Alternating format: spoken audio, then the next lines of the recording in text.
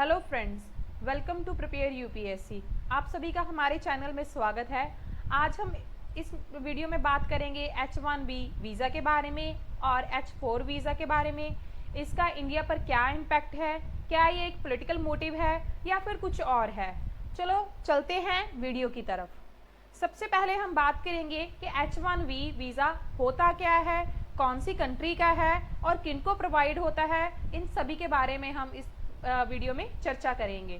सबसे पहले हम बात करते हैं H1B वीज़ा के बारे में, जो कि एक नॉन इमिग्रेंट वीज़ा प्रोग्राम है जो कि सिर्फ हाईली स्किल्ड फॉरेन वर्कर्स के लिए है। मतलब जो भी लोग हाईली स्किल्ड हैं in the field of tech, मतलब टेक्निकल फील्ड में, आईटी सेक्टर में, उनको ये वीज़ा प्रोवाइड होता है। और ये वीज़ा कहाँ का है? ये है यूनाइटेड स्टेट्स का वीज़ा।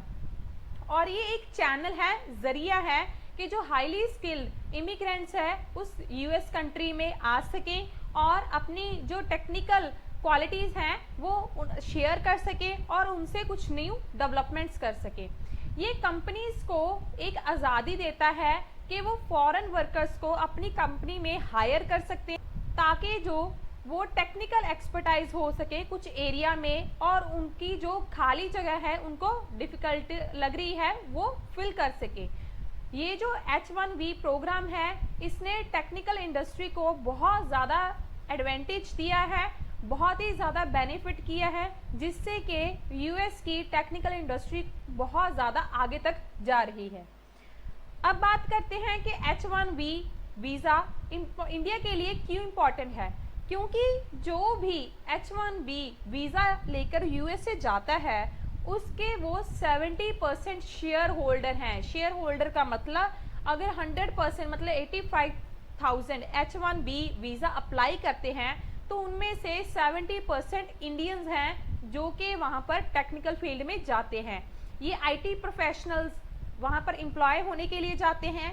इससे क्या होता है कि इंडिया को जो टैलेंट है वो यूएस की तरफ फ्लो हो रहा है।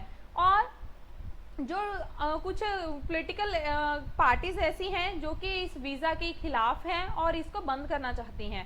तो इंडिया के बाद जो सबसे ज़्यादा वहाँ पर हम अपने एम्प्लॉयज़ भेजता है वो है चाइना। आगे बात करते हैं H4 वीज़ा के बारे में। H4 वीज़ा H1B वीज़ा के ऊपर ही डिपेंडेंट है। इट मीन्स जो भी व्यक्ति H1B वीज़ा के ज़रिए यूएसए में आया है तो उनके जो डिपेंडेंट्स हैं, जो उनके स्पाउस हैं, बच्चे हैं, वो यूएसए में कैसे एंट्री ले सकते हैं? वो है H4 वीज़ा के ज़रिए। 2015 में जो यूएस की सिटीजनशिप इमिग्रेशन सर्विसेज हैं उन्होंने एक एम्प्लॉयमेंट ऑथराइजेशन पास की थी। वो किसके लिए थी? वो थी H4 visa dependent spouse rule. मतलब कोई हो सकता है हस्बैंड H1B वीज़ा के ज़रिए यूएसए में आया हो सकता है उसकी वाइफ आई हो, पर उनके साथी, उनके पार्टनर भी यूएसए में रह सके और काम कर सके। तो वो किस पर निर्भर करता है? वो है H4 वीज़ा पर। और जो H4 वीज़ा डिपेंडेंट स्पाउस है इसका मतलब क्या है कि जो भी H1B वीज़ा होल्डर के स्पाउस है, मतलब उनके पति या पत्नी हैं जिनका भी ग्रीन कार्ड एप्लीकेशन है वो कुछ माइलस्टोन तक पहुंच चुका है, मतलब कि वो आगे काम कर रहे हैं और उनमें अच्छी क्वालिटीज़ हैं, अच्छी स्किल्स हैं जो कि यूएस कंपनीज को आगे बढ़ा रही हैं। अब डोनाल्ड ट्रंप ने एक ऑर्डर किया था, उनकी एडमिनिस्ट्रेशन ने, कि जो H1B वीज़ा है स्किल्ड वर्कर्स के लिए वो उस पर बैन लगा दिया है। उन्होंने स्पाउस वीज़ा भी रोक दिया है। और उन्होंने ये किया क्यों है? क्योंकि वो अमेरिकन जॉब्स को बचाना चाहते हैं। अमेरिकन जॉब्स क्यों बचाना चाहते हैं? अपने पॉलिटिकल मोटिव के लिए। हो सकता है कि उन्होंने ये अपने एक पॉलिटिकल मोटिव लिया हो कि वो अमेरिकन जॉब्स, वो हमेशा एक ही चीज़ कहते हैं कि अमेरिकन को जॉब मिलनी चाहिए। तो जून 22 को व्हाइट हाउस ने एक प्रोक्लेमेशन लगाया था, एक प्रोक्लेमेशन की थी जिसमें उन्होंने जो भी नॉन इमिग्रेंट वर्क वीज़ा है काफ़ी तरह के, उनके प्रोसेस पर और उनके इशुएंस पर हॉल्ट मतलब रोक लगा दी थी कि वो लोग यहाँ पर ना आ सके, कि फॉरेन वर्कर्स अमेरिकन की जॉब्स ना ले सके। इसलिए उन्होंने इस पर बैन लगा दिया था। तो ये ट्रंप की जो एडमिनिस्ट्रेशन है उन्होंने इस इमिग्रेशन पॉलिसी को इतना टाइट क्यों किया है, इन पर इतनी सख्ती क्यों दिखा रहे हैं? तो इसका एक ही कारण है कि अनएम्प्लॉयमेंट।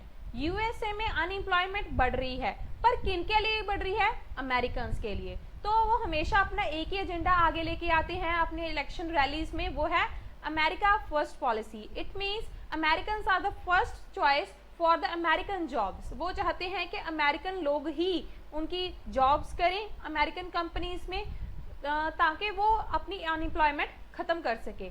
सेकेंड उनका रीज़न है कि वो इंस्टीट्यूशनल वॉर लगाते हैं, मतलब कुछ ऐसी कैटेगरी है, कुछ ऐसी मेजॉरिटी कंट्रीज हैं, मुस्लिम कंट्रीज, जिन पर वो बैन लगाना चाहते थे, ताकि वो साउदर्न जो बॉर्डर है वहाँ से वो ना आ सके यूएसए में। और अगर यूएस इन सभी चीज़ों पर बैन लगा देता है तो इसके डिसएडवांटेजेस क्या हैं यूएस टेक सेक्टर के लिए? तो ये चीज़ है कि जो कंपनीज H1B वीज़ा यूटिलाइज करती हैं, ठीक है, अपने वर्कर्स को यहाँ पर बुलाने के लिए उनको ट्रेनिंग देते हैं, तो वो ट्रेनिंग किन के काम आती है? वो आती है अमेरिकन वर्कर्स के काम।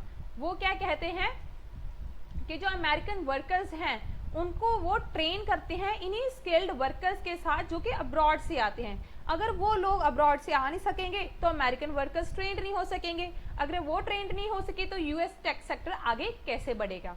तो ये सेकंड बात ये भी कही जा रही है कि ये पॉलिटिकल मोटिवेटेड पॉलिसी है। इसका मतलब ये है कि वो अपनी तरफ वोटर्स को डाइवर्ट कर रहा है कि वो उसकी पार्टी को चुने या फिर उनको वोट दें, उनको वापस से प्रेसिडेंट बनाएं। अपनी कंट्री को दिखा रहे हैं कि हम ग्रोथ की तरफ लेके जा रहे हैं। तो ये एक पॉलिटिकल मोटिवेटेड पॉलिसी भी हो सकती है। जो H1B1 वीज़ा होल्डर्स हैं उसके बारे में यूएस चैम्बर ऑफ कॉमर्स ने एक स्टेटमेंट भी दी थी। वो कह रहे हैं कि जैसे ये चीज़ तो एक ऐसी होगी कि ये गिफ्ट है कनाडा के लिए, क्योंकि अगर वो जो स्किल्ड वर्कर्स हैं यूएसए के लिए अप्लाई नहीं कर सकेंगे तो वो कनाडा में अपनी अपॉर्चुनिटीज़ देखेंगे और वहीं पर इन्वेस्टमेंट करेंगे। तो ये उनके लिए टेक सेक्टर के लिए थोड़ा सा नुकसानदायक है। उसके बाद आता है कि 2020 में इस चीज़ का क्या बेनिफिट है और क्या नुकसान है। तो बेनिफिट तो इसका सिर्फ यूएसए के लिए है, उनके अमेरिकन्स के लिए है, क्योंकि उनको जॉब मिल जाएगी इन स्किल्ड वर्कर्स की जगह, पर बाकी कंट्रीज़ के लिए ये नुकसानदायक है। तो यूनाइटेड स्टेट्स ने क्या किया है कि H1B वीज़ा पर थोड़े से मोर चेंजेस कर रहा है और उनकी ऑथराइजेशन पर रिस्ट्रिक्शन लगा रहा है स्पाउसेस पर कि वो नहीं आ सकते या फिर और सब कुछ बातें कर रहा है। पर एट प्रेजेंट जो स्टूडेंट्स हैं वो यूएसए में अपनी ग्रेजुएशन कंप्लीट करने के बाद उनके पास 12 मंथ्स होते हैं अपने काम करने के लिए। पर जो स्टूडेंट्स साइंस फील्ड से हैं, टेक्नोलॉजी फील्ड से हैं, इंजीनियरिंग फील्ड से हैं और मैथ फील्ड, मतलब और सभी को मिला के स्टेम फील्ड से हैं, उनको 24 मंथ्स आगे ज़्यादा मिलते हैं अपना वर्क करने के लिए।